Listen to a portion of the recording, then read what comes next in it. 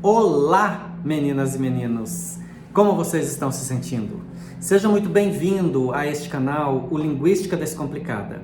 Se você gosta de linguística, eu peço que você se inscreva no canal e acione as notificações para ser avisado todas as vezes que um novo vídeo for colocado no ar.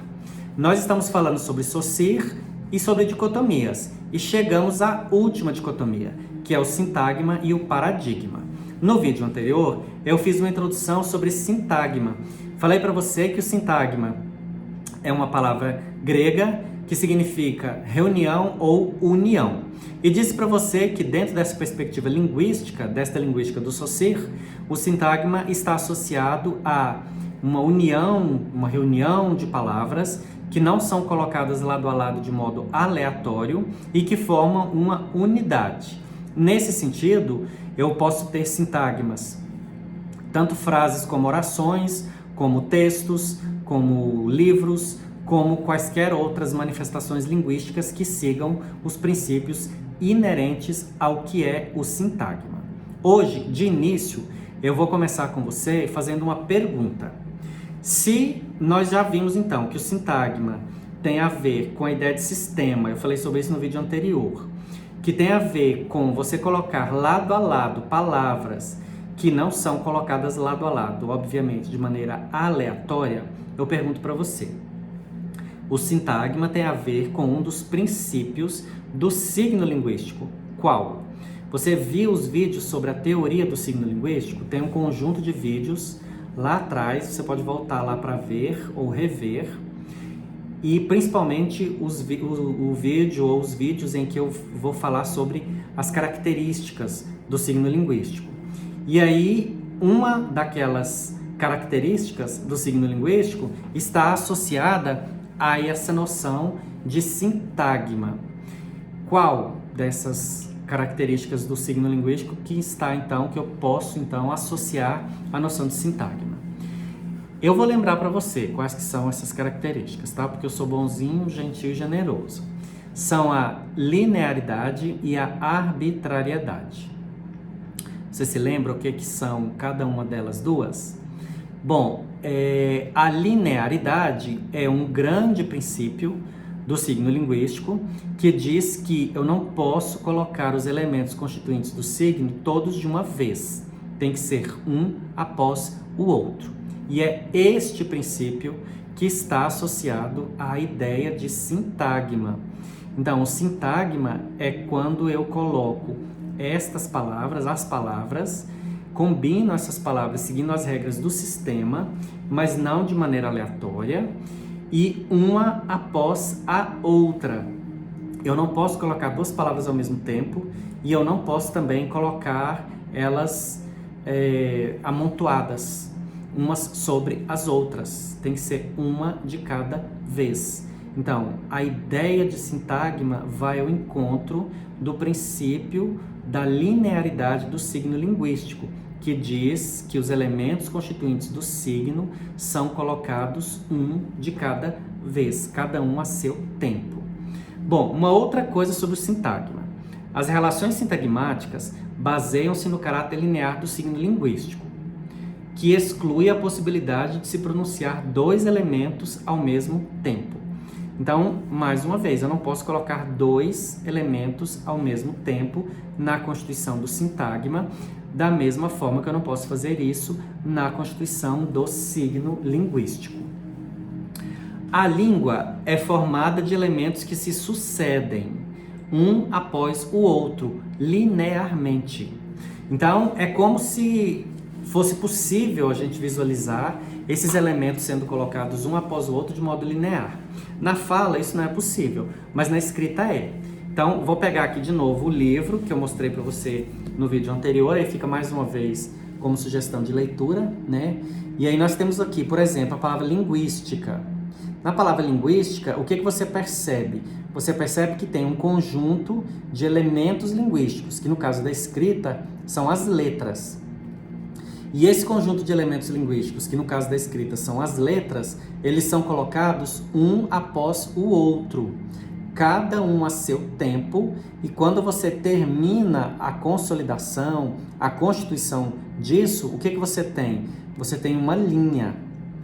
E isso está associado, então, ao princípio da linearidade do signo linguístico e à questão do sintagma. Aqui no caso do subtítulo do livro, que é da gramática comparada à pragmática, eu tenho o mesmo padrão. No caso da escrita, eu vou colocando uma letra após a outra, de modo que eu coloco as duas que vão formar a preposição, depois mais um conjunto que vão formar substantivo e assim por diante. Mas é cada um a seu tempo e no final da constituição disso tudo eu tenho uma linha. Então perceba que o sintagma está associado ao princípio da linearidade do signo linguístico e ambos têm a ver com essa lógica, nessa questão de que é um colocado ao lado do outro, seguindo um princípio, e no caso do sintagma, no final das contas, isso vai formar uma unidade dotada de um sentido. Bom, vamos para frente. O sintagma se compõe sempre de duas ou mais unidades consecutivas. Essa é uma ideia assim, bastante forte dentro da concepção teórica do Saussure, dessa organização do sintagma como tendo, no mínimo, dois elementos. E aí você pode perguntar assim, mas e se for apenas uma palavra, por exemplo, constituinte de um sintagma? Como que fica essa organização dupla que você acabou de dizer dos dois elementos? A lógica do pensamento do Saussure é que sempre haverá dois elementos, e você pode ler em algum texto, você vai encontrar também a seguinte afirmação, de que no sintagma os constituintes sempre formarão par. Aí mais uma vez, e se for só uma palavra, ele vai formar par com quem? O que o Saussure vai dizer é que ele vai formar par com o elemento ausente. Aí você pode ter ficado um pouco pirado aí agora e pensado, gente, mas como assim? Como que forma par com elemento ausente? Como que se explica isso? Aí é aquilo que eu disse, né? Às vezes a linguística parece um pouco complicada pela forma como que se trata das considerações que ela traz, né? E às vezes pode parecer ser muito complicado mesmo. Na verdade não é, tá? É só o jeito que a coisa é tratada. Vou dar um exemplo para você perceber como é que é a formação do par com elemento ausente. Vamos supor que numa situação internacional, alguém pergunta assim para alguém, você é a favor ou contra a pena de morte? E aí a pessoa fala, contra. E eu vou priorizar o contra porque é uma palavra sozinha e é essa palavra sozinha que vai dar conta do exemplo que eu quero dar, tá? Então, de novo, você é a favor ou contra a pena de morte? Contra. Então, na lógica do Saussure, isso é um sintagma, porque tem um conjunto de elementos que são colocados lado a lado, seguindo um princípio, não é aleatório, e formam uma unidade. E sempre haverá a formação de um par. Aí é só uma palavra. Então, você é a favor ou contra a pena de morte? Contra. Então, forma um par, mas forma um par com quem? Forma um par com o elemento que está ausente. Na verdade, nesse exemplo que eu estou dando para você, existem outros elementos que ficaram em elipse, porque a pergunta é, você é a favor ou contra a pena de morte? A pessoa falou contra, mas ela poderia ter dito assim, eu sou contra a pena de morte. Então, olha quantos elementos que ficaram em elipse. Eu sou contra a pena de morte. Mas ela só falou contra. Os outros elementos ficaram em elipse. É como se eles fossem... Lembra de quando a gente pega um documento, alguma coisa assim, e tem uma marca d'água, que é aquele desenho que fica apagado lá no fundo do papel. Você vê, mas ele não está nítido. É mais ou menos isso. Então, a pergunta da pessoa, você é a favor ou contra a pena de morte? E a pessoa disse contra, os outros elementos que constituem este sintagma é como se fossem marcas d'água, como se eles ficassem lá, assim, apagadinhos, mas eles estão presentes, embora eles não estejam manifestos. Então, os pares que vão ser, isso é um sintagma, os pares que vão ser feitos aí são justamente com estes elementos que estão ausentes, porque estão em elipse. Não é que eles não existem, eles existem, mas eles não existem manifestados concretamente no sintagma, mas eles existem. Então, quando você coloca-os em evidência, eu sou contra a pena de morte, aí você conseguiria então levar em consideração essa lógica do par, que sempre haverá um par, né? Um elemento forma par com outro elemento. Agora, se você for fazer uma abordagem morfológica, por exemplo, e aí, mesmo as palavras, se elas estiverem fora de um contexto, dentro dessa lógica do Saussure, haverá a constituição do par, e o princípio é o mesmo, tá? Pode formar par com um elemento que está ausente. Então, vamos pensar assim, numa relação masculino e feminino, gramatical, que eu tenho professor, que é o masculino, e professora, que é o feminino. Então, a palavra professor, ela vai formar um par. Ela vai formar um par com o quê? Com o elemento que neste momento está ausente, que é um indicativo de feminino, que no caso seria a terminação A. Então, professor forma par com o indicativo de gênero feminino, que seria a terminação que eu colocaria aí na palavra professor para fazer a palavra professora. Então, forma um par com o elemento que está ausente. No caso do singular é a mesma coisa. Então, se eu tenho menino, ele vai formar par com a terminação S, que seria, nesse exemplo, o indicativo de plural. Então, menino forma par com S, que seria o indicativo de plural e que está ausente. O pensamento do Saussure é sempre de que haverá a formação de um par, mesmo que seja com um elemento que está ausente. Agora, essa ausência, você precisa ficar bem atento, porque essa ausência sobre a qual eu estou ressaltando aqui, ela está no sintagma, porque tem a outra ausência que a gente vai falar sobre ela quando estiver no paradigma. E aí talvez você fique meio confuso, e eu preciso que você não fique confuso, tá? Essa ausência, então, no caso do plural, no caso desse masculino e feminino que eu falei, professor, professora, singular, plural, menino, meninos, é tudo no eixo sintagmático, na constituição do sintagma, tá?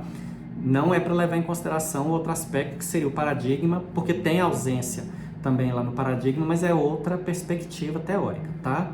Outra coisa do sintagma. É na cadeia sintagmática que os elementos passam a ter valor, em decorrência do contraste que estabelecem com aqueles precedentes ou sucedentes. Lembra lá do vídeo sobre relação de solidariedade? Mais uma vez, se você não viu, eu peço que você volte e veja. Porque quanto mais elementos você tiver sobre aquele vídeo da relação de solidariedade, mais concreto vai ficar para você entender aqui o que eu estou falando sobre a questão do sintagma, tá? Então, tem dois aspectos que são importantes nessa concepção teórica do Saussure e que eles são muito marcantes aqui na noção de sintagma. São os conceitos de posição e de função. Aqui, função, você pode também atribuir a noção de valor, tá?